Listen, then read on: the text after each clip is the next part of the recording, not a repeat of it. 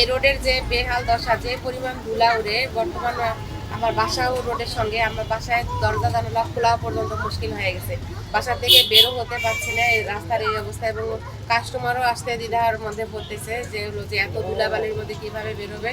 এবং হলো যদি পৌরসভা বা প্রশাসন দ্রুত একটু পদক্ষেপ নেয়, রাস্তায় পানি ছেটানো বা রাস্তার কাজটা কমপ্লিট করে যদি দেয় তাড়াতাড়ি, তাহলে আমাদের হলো দুর্ভোগ একটু হলেও কমবে।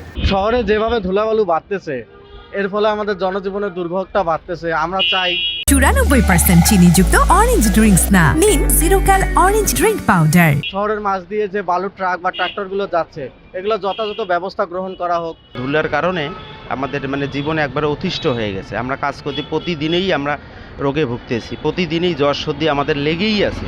আমরা কাজ করে না ভালোভাবে চলতে পারতেছি, না সব কিছু ঠিকঠাক দেখতে পারতেছি। আসলে এইভাবে করলে তো আমরা বেশি ভালো থাকতে পারবো না। এমনিই অসুস্থ মানুষের নানান পরিবেশ, এক এক সময় এক এক রকম পরিবেশ দেখা যাচ্ছে।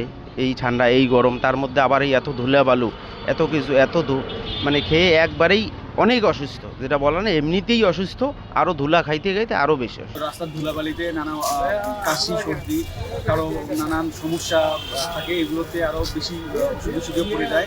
তো আমি চাই যে এই সময় যারা প্রশাসন আছে বা পৌরসভার যারা দায়িত্বরত আছে, তারা যেন দ্রুত ধুলাবালি নিরসনে পদক্ষেপ নেয়।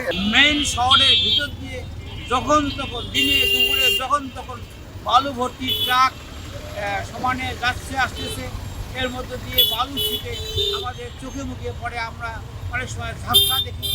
তারপরে যে ইট ভর্তি যে ভটভটিগুলা, এগুলা চলা মোটেই উচিত নয়। দিনের মধ্যে অন্ততপক্ষে জীবনকে এইসব চলা মোটেই উচিত নয়। রোডের যে ধুলাবালু, আমাদের যে অসুবিধাগুলো হয়, প্রতিদিন 15 থেকে 20 বালতি পানি এইরকম করে 2 বার মারি, তাতে 2 ঘন্টাও যায় না, আবার ধুলাবালুতে ভরে যায়।